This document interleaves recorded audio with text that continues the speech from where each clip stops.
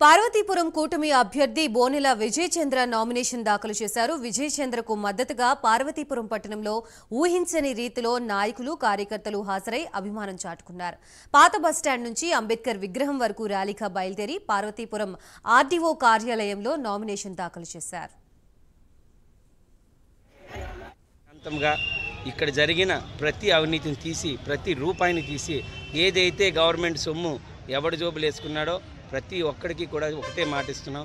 రాబోయేది వచ్చేది ఎన్డీఏ గవర్నమెంటే, కూటమి గెలుస్తుంది. ప్రతిదిన ఎవడైతే అక్రమంగా సంపాదించాడో రూపాయి వడ్డీ అసలు మొత్తంతో కక్కించి తిరిగి గవర్నమెంట్ ఖజానాకి ఇచ్చే బాధ్యతగా నా నినాదం పెట్టుకున్నాను. పార్వతీపురం అభివృద్ధి నా నినాదం. ఇక్కడున్న ప్రతి సమస్య ఎంత దారుణం అంటే, జిల్లా అయితే అయింది తప్ప పార్వతీపురాన్ని అభివృద్ధికి చాలా దూరంగా ఉంది. పీజీ కాలేజ్ లేదు, ఒక మెడికల్ కాలేజ్ లేదు, ఒక మెడికల్ ఫెసిలిటీ లేదు. పార్వతీపురం వాసిగా, ఈ గడ్డ మీద పుట్టిన వ్యక్తిగా నా తుది శ్వాస వరకు పార్వతీపురం డెవలప్మెంట్ కోసం, పార్వతీపురం ప్రజల కోసం, పార్వతీపురం కోసమే నేను బతుకుతానని మీ అందరికీ